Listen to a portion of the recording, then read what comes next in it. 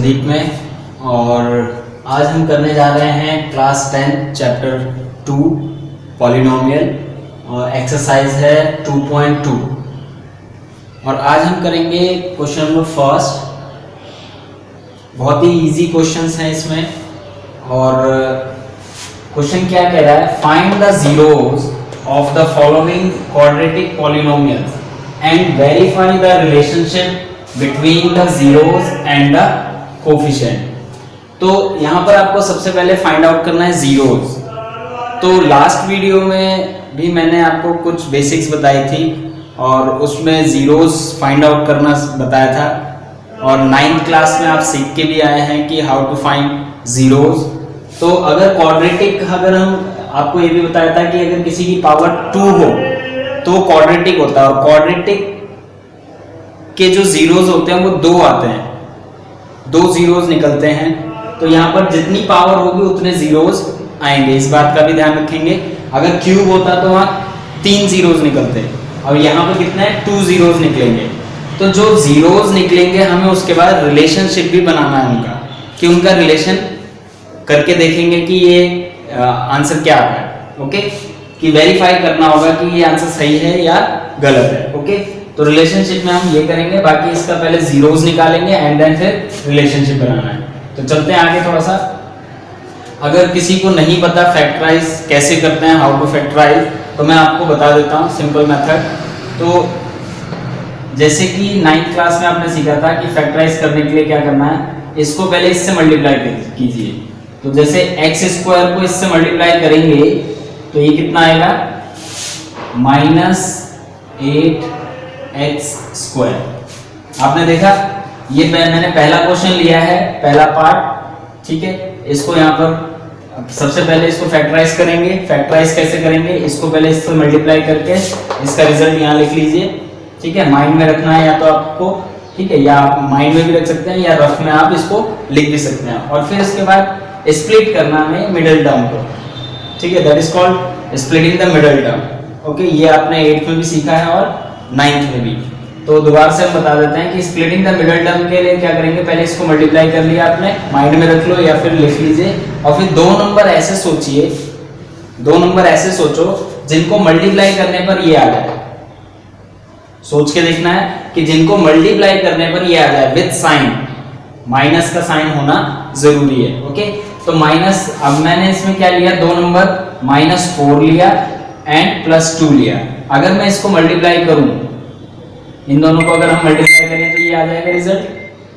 Okay, अगर हम इसको मल्टीप्लाई करें तो ये रिजल्ट ये आना चाहिए। और प्लस या माइनस करने पर, या तो प्लस कीजिए आप या फिर माइनस कीजिए आप। तो प्लस या माइनस करने पे जो मिडिल टर्म है ये आना चाहिए आपका। तो -2x है, ओके, यहाँ पे -2x है। तो अगर हमने -4x लिया तो यहाँ पे +2x लेना पड़ेगा, ताकि प्लस माइनस जब भी करेंगे माइनस होगा और माइनस करके क्या आएगा, -2x। क्यों? क्योंकि ये ग्रेटर साइन है, ठीक है। जब साइन ग्रेटर है तो यहाँ पर माइनस आ जाएगा। तो यानी कि जो वैल्यू ली है हमारी करेक्ट है। ये लेने के बाद अब इसको स्प्लिट कर लें, मतलब अलग कर लेंगे, कॉमन ले लेंगे आप। तो कॉमन कैसे लेते हैं, x आपका दोनों में है तो दोनों में से x कॉमन ले लिया आपने और जो बचेगा वो अंदर ब्रैकेट के अंदर, ठीक है। तो x इसमें से लेंगे हम कॉमन, तो x -4 रहेगा यहाँ पर। और यहाँ पर हम क्या ले सकते हैं, इन दोनों में से +2। कॉमन का मतलब होता है, यहाँ पर कई बच्चों को नहीं समझ में आएगा कॉमन क्या है। कॉमन का मतलब है कि जो दोनों में चीजें हैं सेम, तो वो हमने कॉमन ले लिया, ठीक है, इसी को हम कॉमन बोल रहे हैं। तो कॉमन हमने यहाँ पर निकाल लिया और फिर इसके अंदर जो बचेगा वो रख लेंगे और यहाँ पे भी +2 कॉमन ले लिया और फिर जो बचेगा, ये ध्यान रहे कि ये दोनों सेम होते हैं। ओके, ये ध्यान रखना है, ये दोनों सेम रहते हैं। ओके, तो इसके साथ हम इसको पेयर में रख लेंगे, यानी x + 2 हो गया आपका, ये इसके साथ आ गया और ये कॉमन ले लेंगे, तो x -4। तो अब जो हमारा ये निकला है जीरोस। क्या निकले, जीरोस। अब जीरोस कैसे बनाते हैं, हम इसको इक्वेट करते हैं। ये मैं रफ में बता देता हूं यहाँ पर, ठीक है। तो ये जीरोस कैसे करेंगे, x + 2 = 0, we will equate with 0, ठीक है।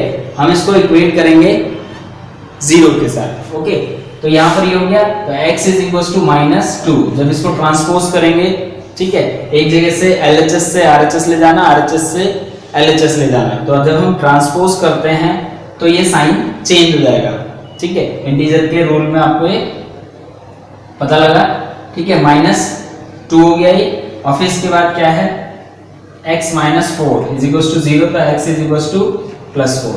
तो ये आपका क्या आ गया, ये भी जब ट्रांसपोज होगा तो यहाँ +4 हो जाएगा। तो ये दोनों आपके क्या है, जीरोज, ठीक है। ये हमें क्या मिले हैं, जीरोज। अब इन दोनों जीरोज को रिलेशन बनाना है, चेक करना है कि जो जनरल फॉर्म होती है वो ये होती है ax² + bx + c, यानी जो पहले जो होता है वो x² के साथ a होती है वैल्यू, और कोएफिशिएंट a होता है, और इधर क्या है, x के साथ कोएफिशिएंट b है, और c जो होता है वो कांस्टेंट होती है। ये जनरल फॉर्म होती है क्वाड्रेटिक की, ओके।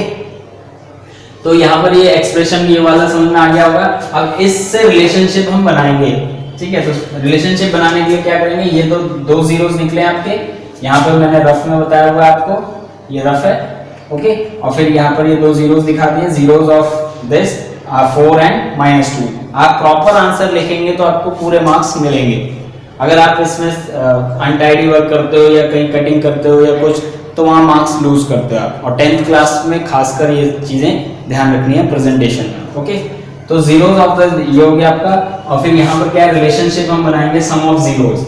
सम ऑफ जीरोस में क्या करेंगे, दोनों जो जीरोस निकले हैं -2 एंड 4, इन दोनों को हमने क्या करना है, सम का मतलब होता है प्लस, और अल्फा प्लस बीटा भी बोलते हैं इसको, alpha plus beta, okay.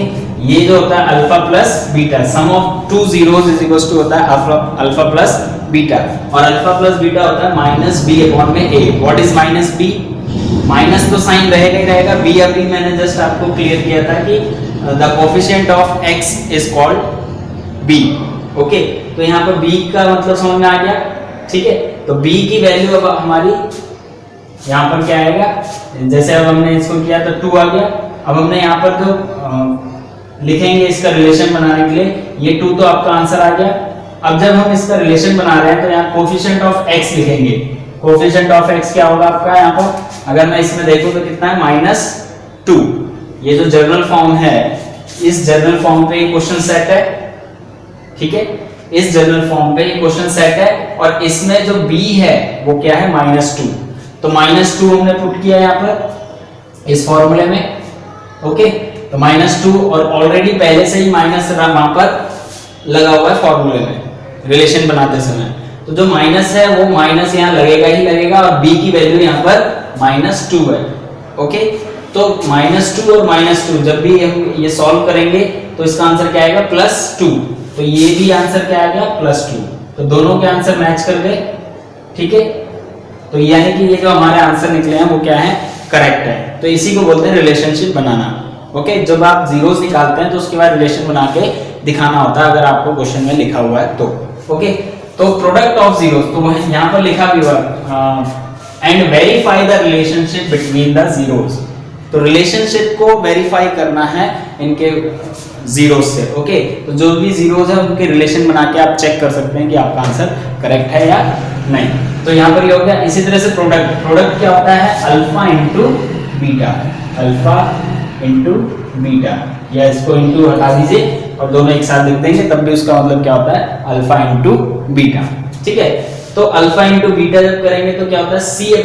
What is c, constant term, c is constant term and upon में कोएफिशिएंट ऑफ x², ठीक है। तो x² का जो कोएफिशिएंट होगा वो a कहलाता है, ओके, ठीक है। तो ये जनरल फॉर्म में आपकी यहाँ पर क्या है, x² के साथ क्या है, 1, तो यहाँ हम 1 ले लेंगे, ठीक है। और कोएफिशिएंट क्या है, -8 विद साइन आपको बोलना है, याद रखिएगा बच्चों, यही ज्यादातर गलतियां करते हैं बच्चे 10th क्लास में कि वो साइन को भूल जाते हैं, वो c सिर्फ 8 ले लेते हैं, तो वहां रॉन्ग हो जाता है आपका।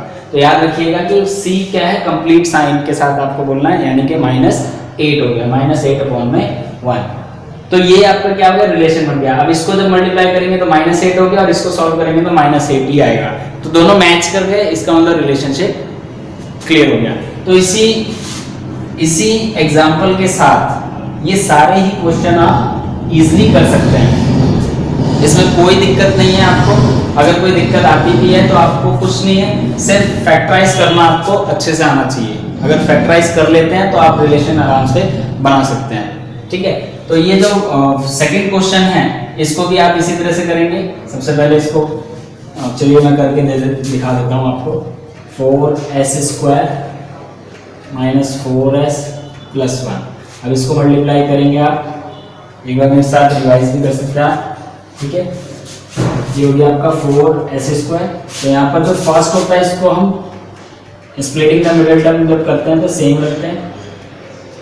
अब दो नंबर ऐसे लीजिए जिनको मल्टीप्लाई करने पर 4s² आ जाए और प्लस माइनस करने पर ये आ जाए, तो -2s माइनस 2s, क्योंकि जब इन दोनों को मल्टीप्लाई करेंगे तो 4s² आ जाएगा, ओके, और इन दोनों को ऐड करेंगे तो -4s आ जाएगा।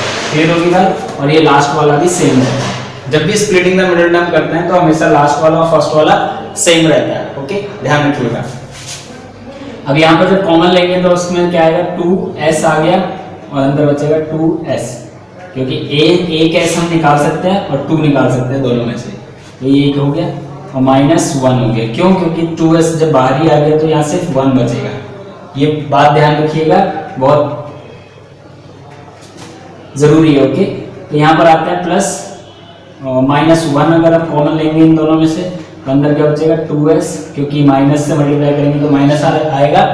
माइनस और प्लस को कॉमन लेने में ध्यान रखिएगा क्योंकि यहाँ गलतियाँ होती हैं।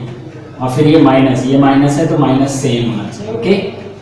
तो माइनस माइनस मल्टीप्लाई होंगे तो प्लस में आ जाएगा, तो ये हो गया 2s -1 2s -1।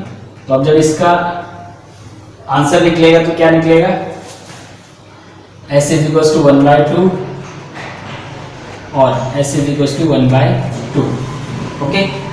इस फॉर्म में भी लिख सकते हैं, इस फॉर्म में भी लिख सकते हैं, कोई दिक्कत नहीं है। तो therefore zeros of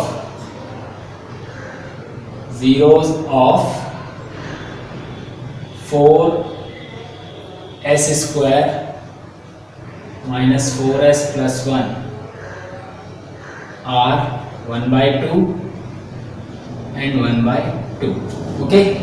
तो ये हो गया आपका। इसी तरह से रिलेशनशिप बनाना होगा तो आप बना सकते हैं, आई होप, ओके। तो रिलेशनशिप के लिए क्या करेंगे अब यहाँ पर, सम of zeros is equals to alpha plus beta is equals to minus b upon में a is equals to minus, ये फॉर्मूला लिखना जरूरी होता है आपको, प्रेजेंटेशन अच्छी बनती है इससे। कोएफिशिएंट ऑफ x अपॉन में कोएफिशिएंट ऑफ x², ओके। तो अब इसमें वैल्यू हम जरा पुट करके देखते हैं, 1/2 प्लस 1/2, क्योंकि अल्फा और बीटा दोनों जीरोस थे हमारे, alpha and beta is called alpha और बीटा। इन दोनों को ऐड करेंगे तो कितना आएगा, माइनस, और ये -b, तो -b कितना है, -4, ओके। a आपका कितना है, 4 लिख लिया, ओके। तो यहाँ पर कितना हो गया, प्लस हाफ कितना हो गया, +1, और ये कितना हो गया 4.4, दैट इज 1, तो 1 = 1 आ गया ना।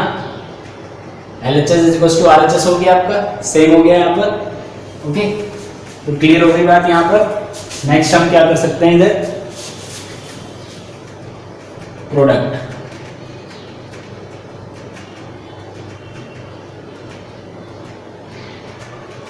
Alpha into beta, that is alpha into beta half into half is equal to 1/4, okay. और इधर भी क्या आएगा, C/A, यानी कि 1/4। तो आई होप यहाँ पर आपको क्लियर हो गया होगा। ये एक्सरसाइज 2.2 का फर्स्ट क्वेश्चन इसी तरह से आपको करना है सारा। सिर्फ मैं इसमें थोड़ा सा हिंट कर देता हूँ कि जब ये वाला क्वेश्चन आप करेंगे तो इसको चेंज कर लीजिएगा, ये वाली जो पोजीशन है ऑर्डर इसका चेंज कर लीजिएगा, इसको आगे ले आइएगा और -3 को पीछे। तो तो जब आप ये चेंज करेंगे तो ये सिमिलरली इसी की तरह से हो जाएगा, इसके तरह से हो जाएगा, तो आप इसको इजीली कर पाएंगे। और यहाँ पर भी आप बहुत इजीली कर सकते हैं, 4u आप इसमें से कॉमन ले सकते हैं, तो जो और ये बहुत जल्दी आ जाएगा, इसमें स्प्लिटिंग द मिडिल टर्म इतना लंबा नहीं जाना पड़ेगा आपको, सीधे आप 4u को कॉमन लीजिए। ओके, और फिर इसके बाद जो भी इसमें हम इसके आगे चलते हैं। इसी में थर्ड पार्ट जो है उसको मैं करके ही दिखा देता हूं आपको।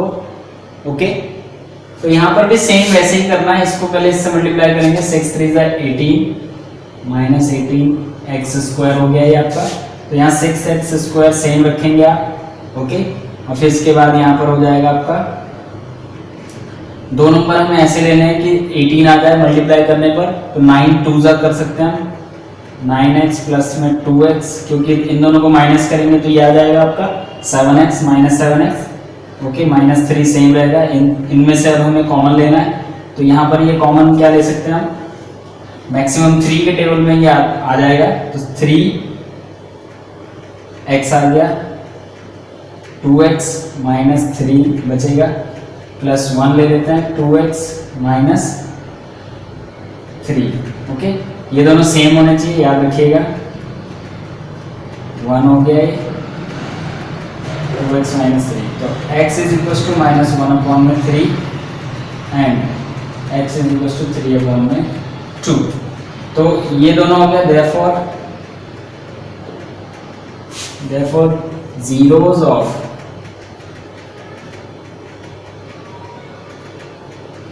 of 6x square minus 7x minus 3 is equals to, यहाँ लिख सकते हैं r minus 1/3 and 3/2। ओके, तो अब इसका भी रिलेशनशिप बनाएंगे आप। रिलेशनशिप में यहाँ पर देख लीजिए,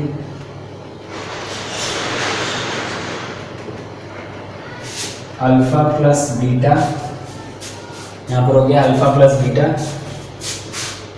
is equal to minus b upon में a is equal to minus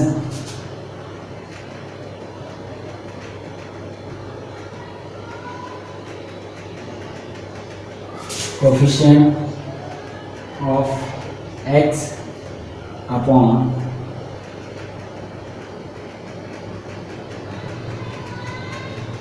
of x square. Okay, तो ये हो गया अल्फा प्लस बीटा, आपका क्या हो गया, यहाँ पर लिख सकते हैं आप sum of zeros, sum of zeros is equal to alpha plus beta, ये हो गया। और यहाँ पर वैल्यू आपकी क्या आ गई, माइनस 1/3 प्लस 3/2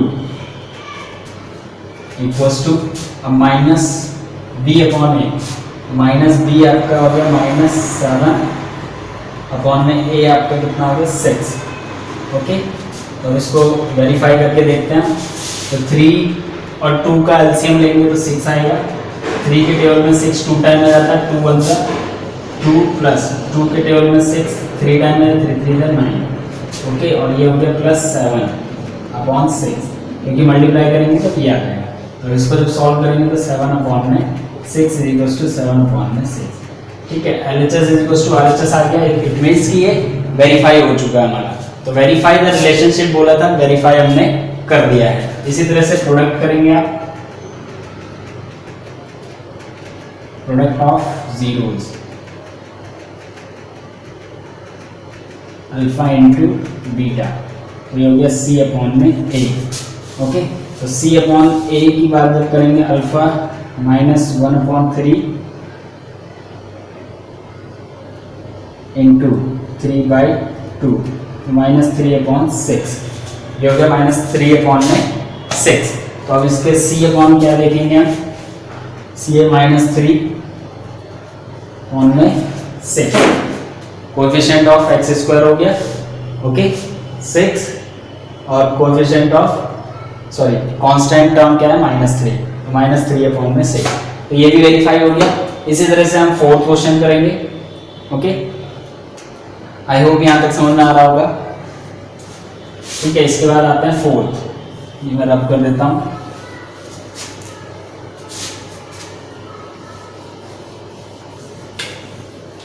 चलिए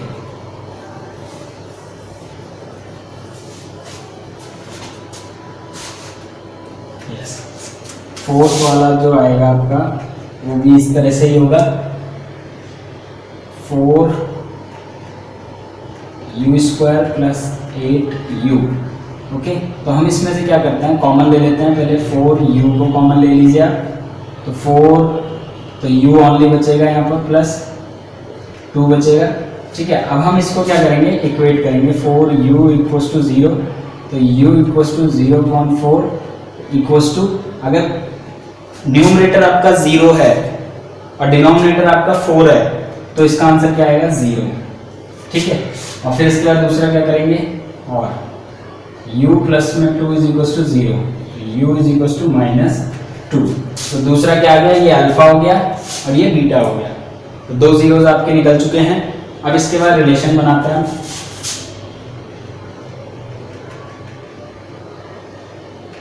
रिलेशनशिप में क्या करेंगे हम,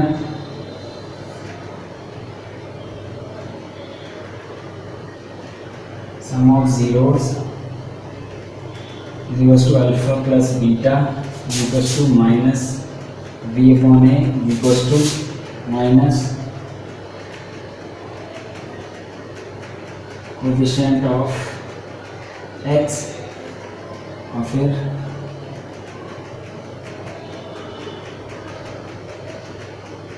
कोएफिशिएंट ऑफ x²। ओके, तो यहाँ पर क्या होगा आपका, अल्फा प्लस बीटा कितना है, अल्फा आपका 0 प्लस -2। ओके, तो यहाँ पर क्या है, -b, तो -b आपका कितना है, 8। कितना है, 8, क्योंकि c तो आपका है ही नहीं, तो यहाँ पर 8 है। ओके,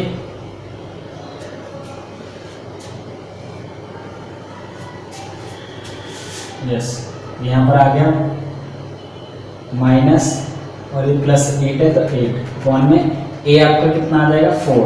ओके, तो इसको करेंगे -2 आ गया, इसको भी करेंगे तो -2 आ गया, तो हेंस वेरीफाइड। ठीक है, अब ये दोनों क्या हो गए, इक्वल हो गए, तो वेरीफाइड हो गया। तो सम तो वेरीफाइड हो गया, सी बार product of zeros, alpha into beta. Alpha into beta होता है c/a। ओके, यानी कि coefficient of constant term upon में कोएफिशिएंट ऑफ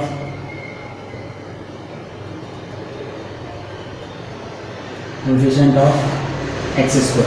ओके, तो अल्फा इंटू बीटा, तो 0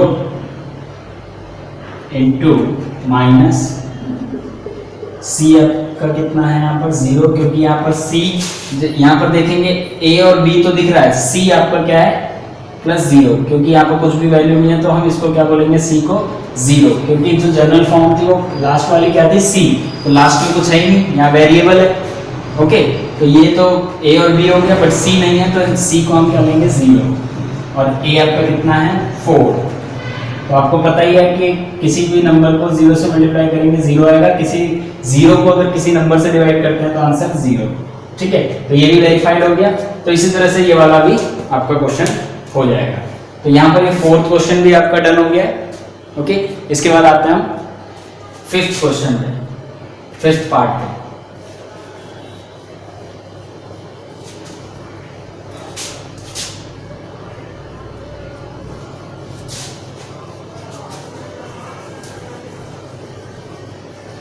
ये वीडियो थोड़ी सी लंबी बनेगी क्योंकि इसमें कई पार्ट्स थे, 6 पार्ट तक हैं, तो कोई बात नहीं, कोई दिक्कत नहीं है, आपको अच्छे से ये क्लियर हो जाएगा, बट सारे क्वेश्चन अच्छे से क्लियर हो जाएंगे। इसके बाद आते हैं t² - 15। अब यहाँ ध्यान देना है आपको मेन चीज की, यहाँ पर सेकेंड वेरिएबल नहीं दिख रहा है, x bx के साथ नहीं है, ये सीधे c आ गया, यानी कांस्टेंट टर्म आ गई है आपके पास। -15 क्या है, कांस्टेंट टर्म।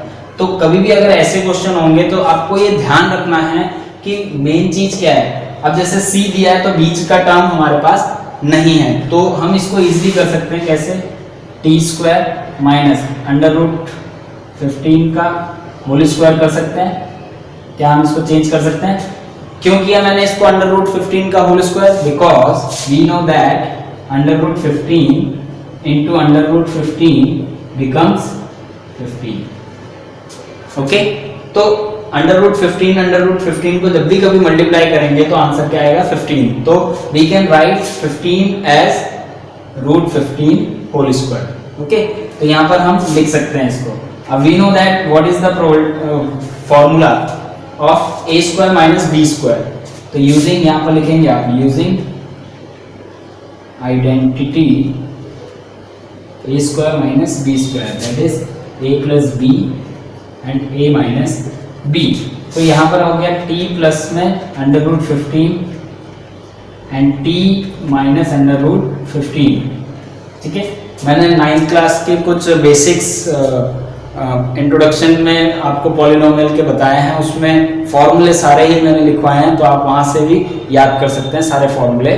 ठीक है, और ये मेन इंपॉर्टेंट फॉर्मूलेज हैं, ये पूरे मैथ्स की बुक में बहुत सारी जगह पे आपको यूटिलाइज होगा, तो प्लीज़ आप इसको याद कर लीजिएगा ताकि आपको कोई दिक्कत ना आए।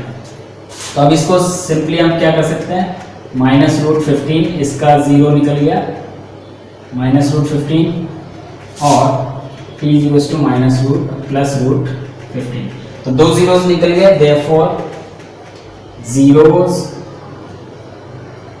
ऑफ किसका, t square minus 15 r minus root 15 and root 15। Okay, ये दो zeros आपके निकल चुके हैं। अब इसका हम रिलेशनशिप बना लेते हैं और चेक करते हैं कि सही है कि नहीं।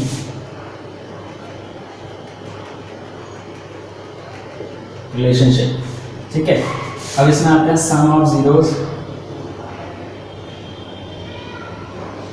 सम of zeros is equal to alpha plus beta minus b upon a. आपको फॉर्मूला बताइए, minus coefficient of x and